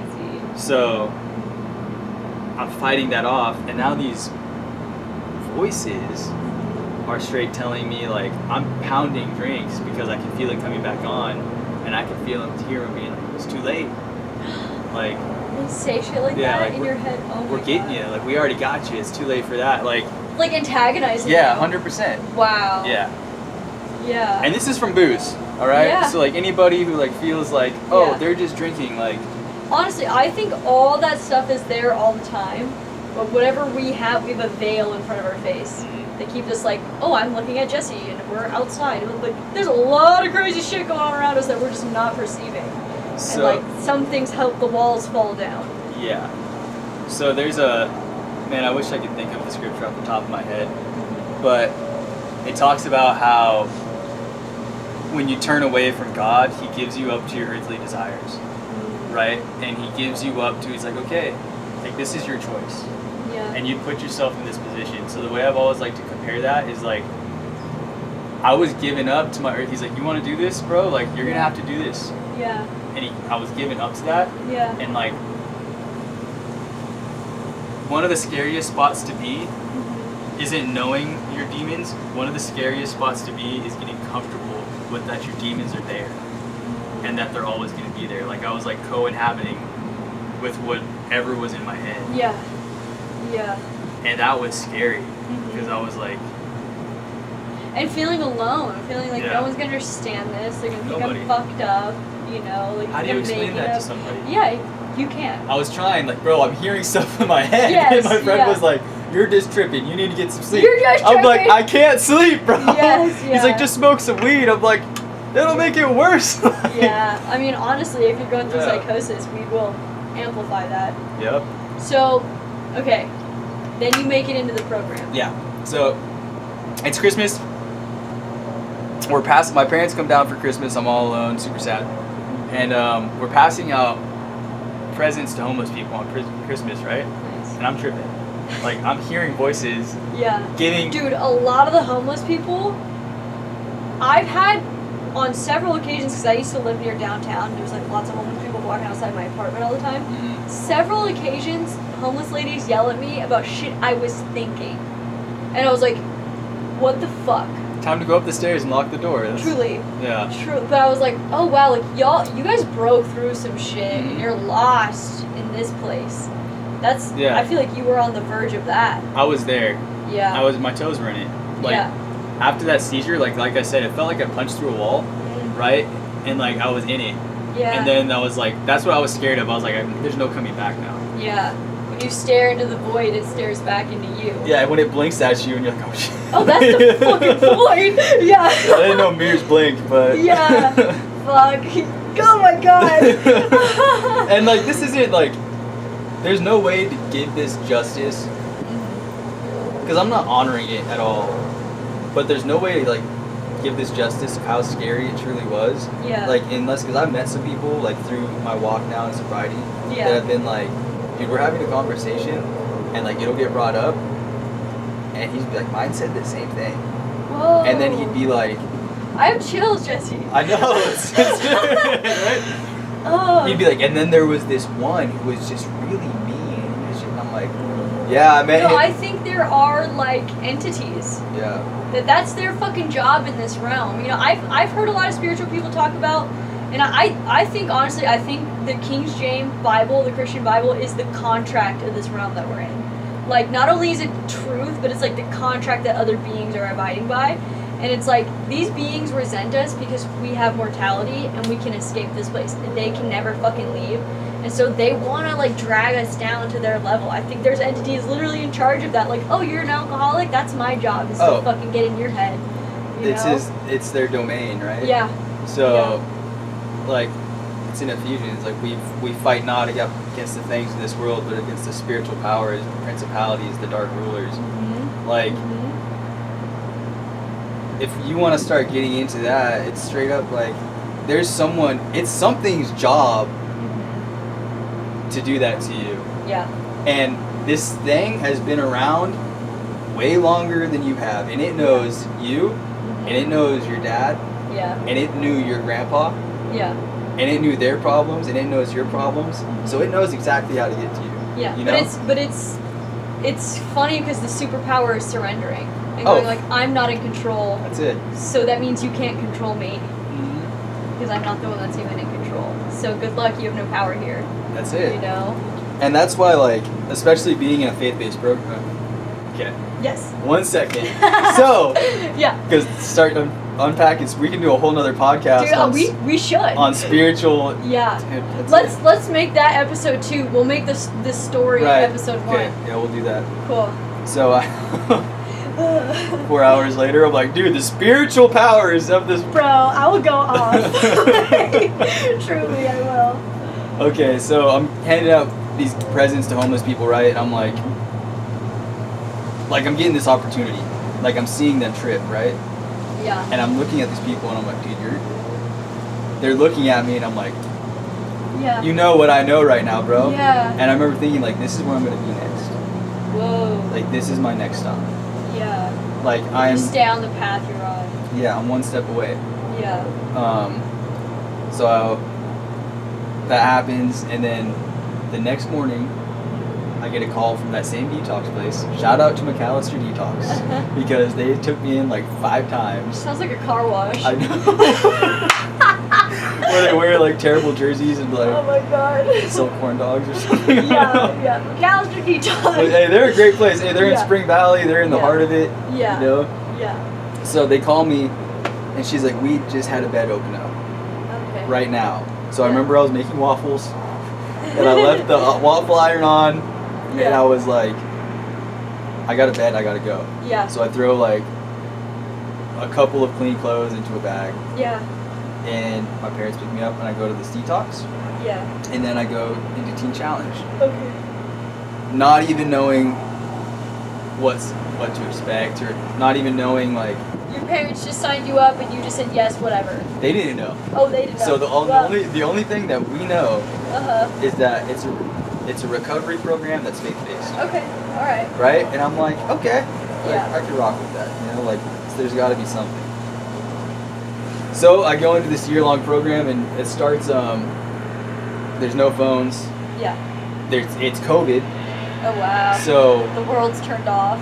well, and then because it is COVID, these programs are like, dude, it's an absolute, because they're worried about like the safety of the people that are there. Sure. And at this point, we still think COVID is like, no one knows. Like, Yeah, in the beginning. So it's 3 months of lockdown, Yeah. 3 months of no seeing anybody, no visitors, no one can come see you because of COVID. Yeah. And I was actually in San Diego, Yeah. and I still couldn't even see my family. Yeah. So it's 3 months of being in this tiny little campus Oh. with other men from all backgrounds of life, most of whom assumed that my father like owns the program and runs the program because like I'm a preppy looking white kid, right? Ah! So I'm going in with that. Like now I'm like, let's go, okay. Yeah. So, but I get thrown into this new world, right? Of Yeah. like this recovery world where all these people I'm around too have like, I thought I had it bad. I don't. Yeah. Like I didn't. Yeah. You know, and there's people from all walks of life that I'm forever grateful for that because it opened my mind. You can't judge anyone. No. Yeah. And We whoever, make so many assumptions yeah, all day long. They made assumptions about you, you know? It's like, how could we be right? We don't have enough information. yeah. But So the it's, people went through real fucking struggle. yeah, so like I'm in there with, so I'm an alcoholic, right? And in the recovery community, Let me make sure this is still recording yeah, you. Good. in the recovery community, Uh-huh. alcohol, people are like, oh, you're an alcoholic, like, stop drinking. Yeah. You know, like what, you know, so, You've healed me. Thank you. yeah, I'm good now. This whole time. But so you're in there, and I'm in there with guys who have like, some guys are, dude, this program, what it does for people, it's amazing because Yeah. it can straight take people with like 10 or 15 years of like prison time hanging over their head, Yeah. and this program will satisfy that.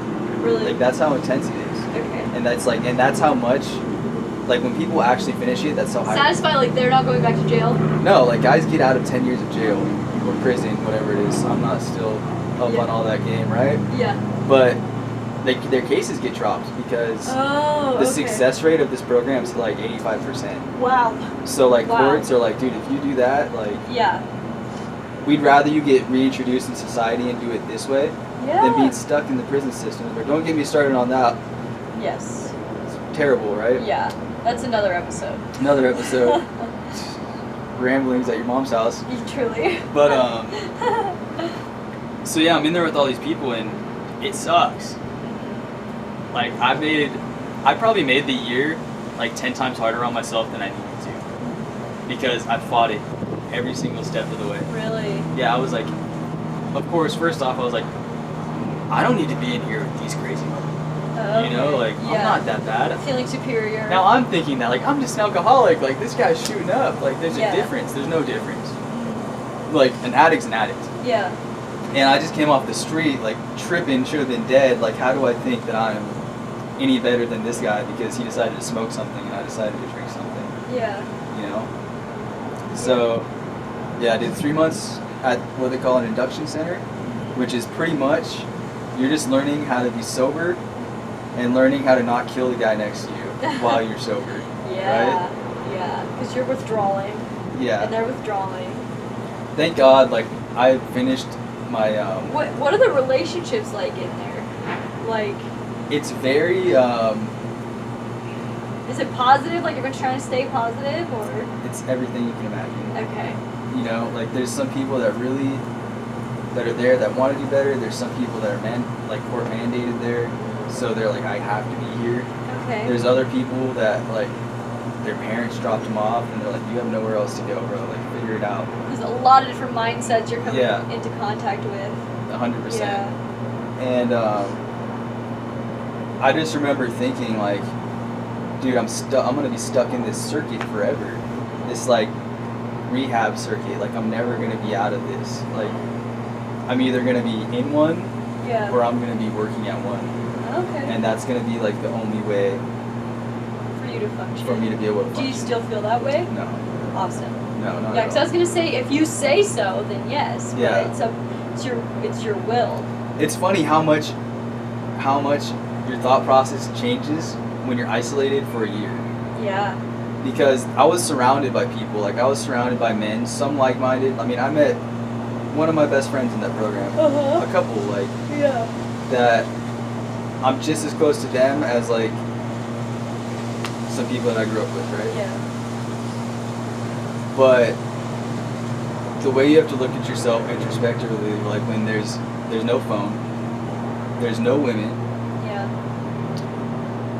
you're getting classes. Like for me, like I'm having to sit through these classes where I'm like, I should be teaching this class. You know what I'm saying? Like, Yeah. and that's not like an arrogance thing, but that's just like, thank Yeah. God, Yeah. like I got a good education when I was young. Like that was never a problem for me. Like I just knew it's not that I was stupid.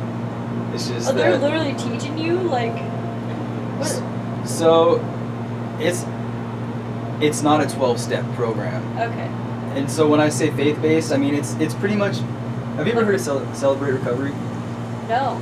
So Celebrate Recovery is their self-help meetings, Okay. but they're faith-based self-help meetings. Okay. So they don't come out of, it's just like an AA meeting, right? Yeah. But it's based around God. Okay. So they're like, look, like I don't think there's this step, and this step to getting to sobriety.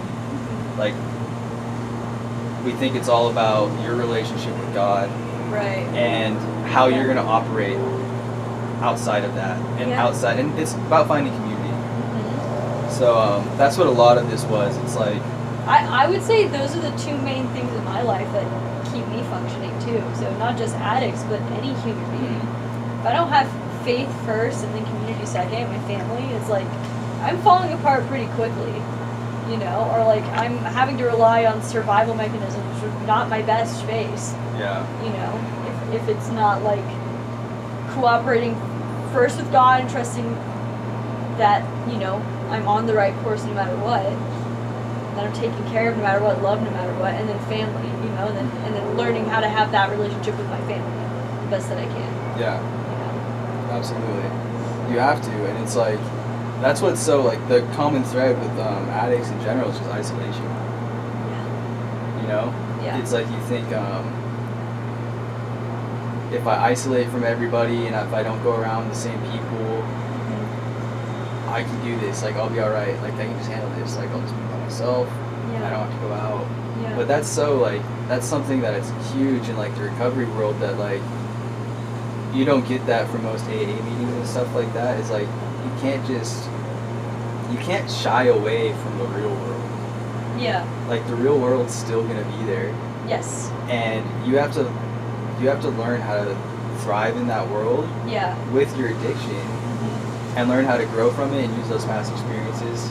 This is where I feel a duty as someone who doesn't struggle so hard with addiction but does see the like flaw in our system to change the world and make it easier for people who do struggle like that to be like there is community, there are places where you can thrive in sobriety and have fun and still feel like you're young and making memories and whatever. And like that video I made about like, yeah, if I want to drink out of a nice glass that was intended for alcohol, I want to drink my fucking grape juice out of it, like, I'm going to. This is a nice, beautiful glass. Why would I waste this on something that's going to hurt me?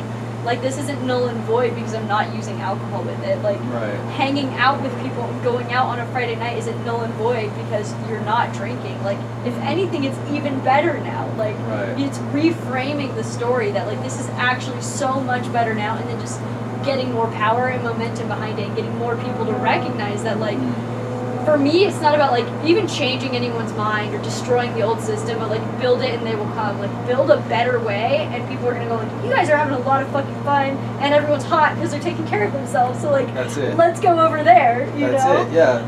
Like, Yeah, you feel great, your skin looks great, yeah.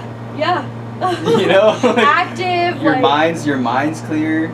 you're coming from a place of intention, you speak from your heart, you're not making a fool of yourself. Like, that was me. Whenever, and I'm not like a huge drinker, but like anytime that I'm so sensitive to it that I'm just like sick immediately and like blacked out immediately and making a fool of myself immediately, that I'm like, I can't handle this. Like, it's too much for me to handle. Like, Right. I'm biting off more than I can chew anytime I try to drink. I'm just not gonna fucking do it, you know? But yeah, it's like when I'm sober and I go and I have a good time, like it's me having a good time. You're actually, you know? yeah, you're actually having fun. Yes. Like it's you, like you said, it's Yeah. your core. And it's like, I couldn't agree with you more on that. That's like, it's so huge that we have to learn how to separate from that mentality that like, oh, I have to have a beer to celebrate, or like I have to be doing that Yeah. to enjoy myself. Here's the logical flaw in that thinking. And this is actually something I told my ex because he struggled with drinking. He'd be like, well, I'm only gonna do it on special occasions. And he would always find a reason. I said, there is something to celebrate in every moment Every single day. every single day. There is something to be grateful for. But you can't take those good things away from yourself saying you're celebrating them, having a drink. Like, to really celebrate them is to just open up the space and see them. That's the biggest celebration of life, of every single moment. It's like, I'm grateful to be here. And you really celebrate something by saying, this is enough and I don't need more. Because alcohol is saying, I need more, this isn't enough. That's not celebrating, you know? Like, if that moment were a little kid, or that achievement was a little kid, and you say, like, you're great, but, like, I need to be drunk to be around you. Yeah. That's super invalidating, you know? Like, you'd never say that to a kid. Why say that to your own achievements and, Right. like, special moments? So, Yeah. yeah. Yeah, that's big, and I don't know how to exactly break that cycle for people, right? Because We can't do it. yeah, But you've done it for yourself. Who is that calling me? You've done it for yourself, and that's the most important thing. Right. And once you change yourself and you change your mind, like, correct me if I'm wrong, but like the whole world changes around you. Because the way you see things is the way you see the world. your view 100% changes. Yeah. And it's almost it's surreal when you don't have something that you're like tied to anymore. Like when you're like, oh, I don't have to wake up and do this, or I don't have to wake up and do that. Yeah. Like addiction in itself, like my biggest struggle through that whole year, it wasn't the booze. Like I didn't crave the booze because I remembered like how much of a fool I made myself. Like I remember the pain that was caused from it. I remember the damage that I did. Yeah. The big one was nicotine Wow. and cigarettes. Yeah. And like that was hard, bro. And like They kind of go hand in hand. yeah, You drink to smoke or smoke to drink. yeah, absolutely. But it's programmed. You're like, okay, I'm coming after the tobacco companies right now, 100%. Good. Please. Because yeah. you guys are the freaking worst, bro. Like nicotine is absolutely the worst drug out there. Like there's a demon named nicotine, and I know you're real. Fuck you. Like straight Yeah. up. Yeah. Because it hooks on people's backs, like Logic's song. Like, you remember that song? Yes. Nikki, right? I didn't get that until I was like 4 months into the program. Yeah. Completely, no one's smoking around me. Yeah. There's not a cigarette in sight. I haven't seen one in 4 months. I remember walking up a hill still thinking like, bro, Yeah. I need a cigarette right now. I'm like, dude, it's been 4 months. Like, Yeah. how does Yeah. this still have a hold on my life? And I don't even like smoking. Yeah. I totally understand where you're coming from, but for me, I'm a relationship addict, and I get obsessed with people the way that people get obsessed with like substances and stuff. So like I'll even recognize that like someone's not good for me, or like I actually don't love qualities about them, but like in my head I have these like fantasy bonds, and it's kind of the way when addicts talk to me about their addictions, I'm like, that's how I feel about like ex-boyfriends. Really? As like cringe as it is, like I hate that that's the way that it is, but it's like that's my addiction, you know, is like people.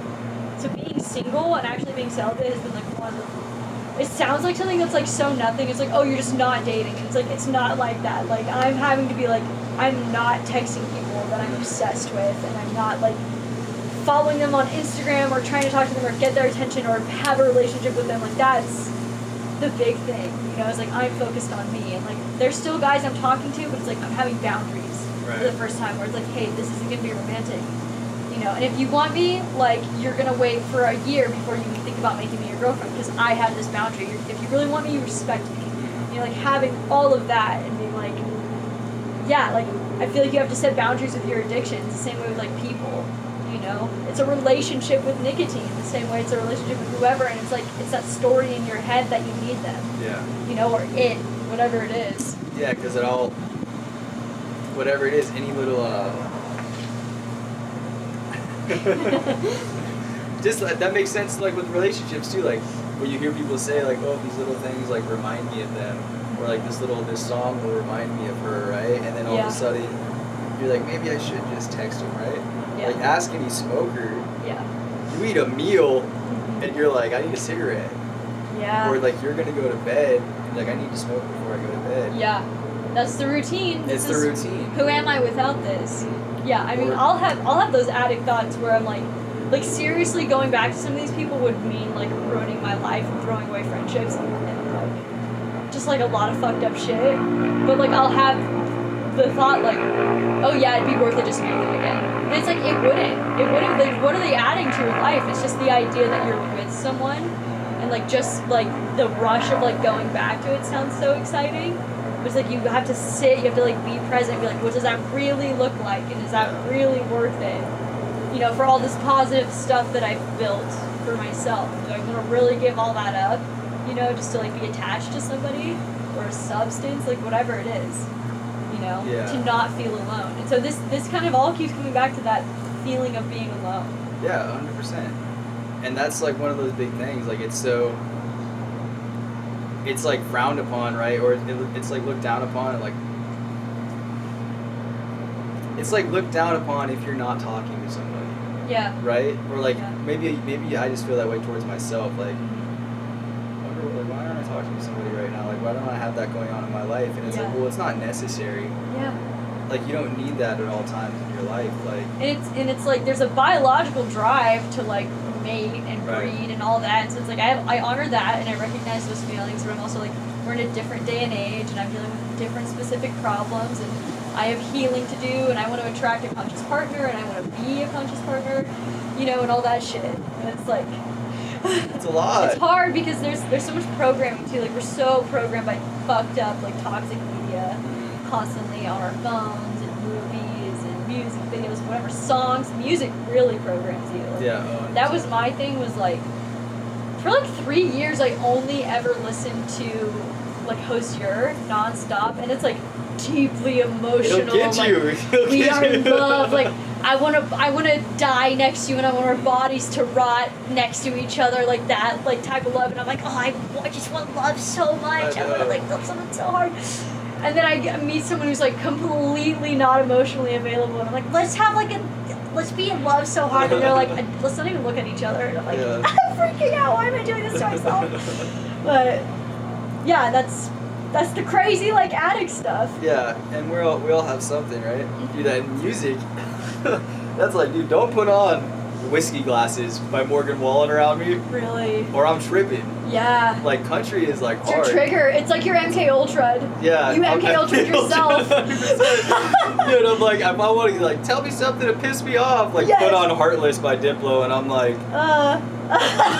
That's like great. I don't even know what ex I'm thinking about. I just know Yeah. one of them pissed me off. It's I'm all like, of them. Yeah. It's like morphed in like in a dream where like one person is like Yeah. 4 people. And you're like, I'm mad at her. 50 push-ups later. Yeah. Dude, working out though, that's really the solution for me. Yeah. Like, just pushing my body to the like achieve more and like be more and more fit has been such a medicine. Like the movement is a medicine, and like the discipline is a medicine. All of it combats like all this struggle that we've talked about. Yeah. I don't know if you feel the same way. 100%. And that was like the big thing. I started realizing that like when I was in the program is it's something that I had lost in my life. Like fitness and just like a sports mentality. Yeah. Like we were all athletes Yeah. in high school, and this is something that I think they need to do a lot better with kids leaving high school. Is Yeah. like, so my life was football for 4 years. My life was football, wrestling, track. That's all I knew. Yeah. And then I made a stupid rap video, and then I couldn't go play football at college. And no, but then I'm out of these brotherhoods, and I'm out of this like routine where all I'm doing is pushing myself to get better physically, pushing myself to get stronger, pushing myself to become like a better leader. Yeah. Evolving. Yeah. And then you're out, and they're like, oh, that's gone now. Yeah.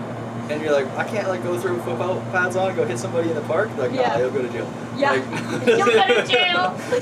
I mean, or it'll be a great TikTok nowadays, Yeah, but that's just gone, right? And then you're like, okay, so what do you do now? So now you put it into work, Yeah. right? And then you get a job that you don't like that much. That's unfulfilling. Yeah, and you're like, why am I busting my ass for this guy? I don't even like him. Yeah. But that's where you find your community. Like, that's just, at least for men, Yeah. I'm sure it's like that for women too. Yeah. But men still find that brotherhood in whatever they're doing. They're going to find it. Yeah. So they'll find it. I think it's easier for women to get attention from men, so we don't feel alone, you know, because there's kind of like the currency of attention, and we know how to manipulate that, and men want to give attention to women because they like to look at them, Right. you know, and so it's like we need sisterhood really bad, but it's like almost like we've used like our bodies and sexualities and like social media to leverage against that feeling of loneliness. Like if guys are liking my picture, they're DMing me, then it kind of numbs the feeling of like I don't have sisterhood right now, you know. Whereas guys don't have that, so that it's like they have to have the brotherhood. So Right. you don't have anything supplementing it. Not that the girls have a good solution, but it's like it's kind of numb, Okay. you know. That makes sense. Yeah, I get that. Yeah, but work still is like, I don't know, a lot. I feel like I've lost myself in work a lot too, and it's almost like even when things were like I was going through turmoil with my family, it was like I'm just gonna work more and more so I don't have an excuse, like so I have an excuse to never be around them. So it was like there's a lot of holidays I missed just because I was like always willing to work holidays because I'm like I don't want to be around my family. I don't want to. There's gonna be drama and like. I'm a part of it, but I couldn't see it back then, so I'm just acting like everyone else is the problem. And like, I'm just gonna work. I'm just gonna always take the fuck off, you know, and not be around. Yeah. Yeah. It can become your life super quick. Yeah. But then there's, like you said, there's no fulfillment in it Yeah. either. So like, so you're working towards something that you don't actually care about, and then you lose that, and then And you don't feel like you're getting better. Right. The way with sports, like you set little goals and you reach them. And you keep reaching for them. Yes. And that's why like something that's been on my mind a lot recently is like, dude, I need to go back to being a savage. Like I know Yeah. it sounds ridiculous, but like Yeah. I think of people like David Goggins, like Yes. Jocko, right? I knew we were gonna bring up Goggins. It was I knew it was we were gonna happen at some point. Who's gonna carry the boats? But it's true. Like Yeah. you've gotta wake up. And you've got to be striving for something, and like physically, it's so important. And that's Yeah. like, you lose that when you're like, I'm tired. Like even if like, dude, like I've got a lot of buddies in construction. It's Yeah. hard work, bro. Yes. Like I get it 100%. Like, Yeah. but instead of getting off and going to the gym for a little bit, Yeah. it's like, oh, I'll just get off. I'm just gonna go home. I'm gonna drink some beers tonight, Yeah. and I'm just gonna kick it. And you don't have that same like. Drive. That same drive. And the funny thing is, like, you think what's gonna make you feel good is resting, and going like, well, if I just let myself rest, I'm tired. What makes you feel good is going, I'm tired and I'm here. Yeah. I'm the fucking shit, dude. That's it. I'm tired and I'm lifting. I'm tired and I'm gonna read tonight instead of look at TikToks. You know, rarely do that these days, personally, but. Oh, the extra screen time is the worst. I've noticed in the past like week, I was going to bed every single night at 9:30. Yeah. Like my head hit a pillow. Yeah. I had a podcast in. Yeah. And I'm making it 5 minutes to the podcast. I'm out. Yeah. Now, it's 1 o'clock in the morning and the TV's still on, and I'm like, why can't I fall asleep? I'm like, well, you gotta like. You're being stimulated. You have to unplug, you know. Yeah. Which Yes. is like. I've done, because I took such a break from social media to kind of work on myself and not have like a brand that I needed to have to be, or other people's perceptions of me fucking with it, you know. So I've had really good boundaries with my social media and like my use of it, and I've been disciplined. But I recently, it's so funny how these things hook you with dopamine. But I had one of my videos kind of blow up, and it got like 90,000 views on it. And I was stoked about that. I don't fucking know why. It's probably one of the worst videos I've done. Don't ask me how the algorithm works. Yeah. But like just from that number, like the dopamine that was released in my brain is like, I'm like, the amount of notifications that came in, it created a good feeling in my body. And so now I'm like on my phone so much more, and I'm seeing myself like reaching for it more, like interacting with people more on there because that one thing happened. It was such a big jump. It like dysregulated my dopamine. Yeah. And I'm like, okay, like I'm gonna do Brooke and Nate's wedding. I'm gonna film it for them. I have like another video I'm gonna do, and then I'm going off into my tent for a couple of days, and I'm just gonna meditate and fast and be like, I have to fast from my phone. Like I do these resets so I can set boundaries with it again, because like sometimes I'll just get a little too attached to it, and I need to go back to being disciplined. Where I'm like, okay. I truly feel like in my heart, there's no reason for me to be consuming content that isn't constructive. So these like short form videos, reels and stuff, are rarely ever constructive. It's rarely ever even enough information to be like wisdom, you know, like sometimes there's a good hit of like something. Podcasts are great. I like to listen to podcasts because I can do it in found time. I can do the dishes, I can work out, I can whatever. I can be productive and I can be learning something, you know, but it's like otherwise I'm like, I need to be reading. Like I know I need to be reading. When I'm sitting down and I have time to sit on my ass, I'm like, I could be reading right now and actually relaxing instead of just like consuming. Right. You know, Yeah. shit that and it's like when you're reading, that's something you want to read. When you're flipping through this shit, it's like gambling. It's like, am I gonna find something entertaining? No, idiot, idiot, Yeah, I'm idiot, just gonna idiot. keep Oh, that's going. interesting. Idiot, Yeah. idiot. Like, you know. Just keep going, just keep scrolling, and then Yeah, it's yeah. 3 o'clock in the morning. Yeah. And you've done nothing productive. Yeah, yeah. Yeah. So, dude, everybody's going through it. We're like lab rats right now. I know. We're all trying to figure it out. It's just such an interesting time too, because I haven't realized until recently that people still aren't okay after that COVID thing. Oh no. Like, Yeah. I got out, and I was Yeah. like, Yeah. I feel like I crawled in this new world, and like, Yeah. Any Oh, new- are you talking about people still like masking and shit? no, just in general, Oh. like, oh, like we're all still jacked up, like, Yeah. it Yeah. hurt a lot of people. Not- I think it is. I think a lot of people had to get real with themselves though. Yeah. So I think there was some people that benefited. Like for me, I think I would have stayed in my toxic relationship for several more years if we didn't have to be locked in a fucking room together and I had to be like, oh, I don't like you actually, and I don't like me. That's a big fucking problem. I'm Yeah. gonna go walk away from this, you know? Thank you, COVID. I mean, yeah, never gonna support like authoritarian governments, you know, putting edicts on their citizens, but, you know, spiritually what happened there, I think there was some good, there was a lot of harm, and there's still like, we're still going down. Like if anything, Yeah. like that was like the rupture and the ship has been sinking. Like, yeah, we're in a very hot spot. yeah, the inflation printed like 80% of all money, and when I say printed, I mean just like created from the Federal Yeah. Reserve out of thin air. 80% of all American currency, and it's like, oh yeah, that's not smart. No, we're chilling. No, but it's good. We got TikTok and we got Reels. We got TikTok, So, let's yeah. distract ourselves. I got to watch Yeah. somebody do the skate tricks for like 7 hours last Yeah. night on TikTok. You know what, and it's nice. So like there's part of me that's like, I want to feel nice, and like I am a little stressed out about this stuff, but then at the same time, like I don't have any control, and like I actually don't know what's gonna play out, and like who knows if what the media is telling me is going on in the world is actually what's happening. And I'm sitting here and I look around, and I'm like, it's actually fine. Mm-hmm. You know, it's like actually fine right now. Yeah. But- Yeah, I don't know. That's why part of me is still like, dude, I gotta go to the military because I was like, I want to know what the hell's actually going on. Like, I don't want know guys if to- I don't know if anyone knows ever. Yeah. You may be the highest ranked person I don't with the think they most know. intelligence, and you're getting all the secret documents, and you still don't know. You're interfacing with interdimensional beings through technology that you've gotten from people doing occult rituals. You have that level of knowledge, and you still don't know what the fuck They is still going get on. home and their wife's like, "How's your day?" He's like, "I don't." I fucking Yeah. don't know what's happening. Yeah. They serve corn dogs at the. If there's anything else you want to say about sobriety, I welcome you to do that. Yeah. This has been all over the It has been all over the place. place. I knew it was going to be, but that's this show. Do you want to wrap it up and we can plan for episode 2? Yeah. Yeah, we can do that. Unless I'm down if you have like more on your heart that you wanted to say about it. No, I'm just trying to feel like I think I expressed like what I Oh, it felt was like good. really, but it's just I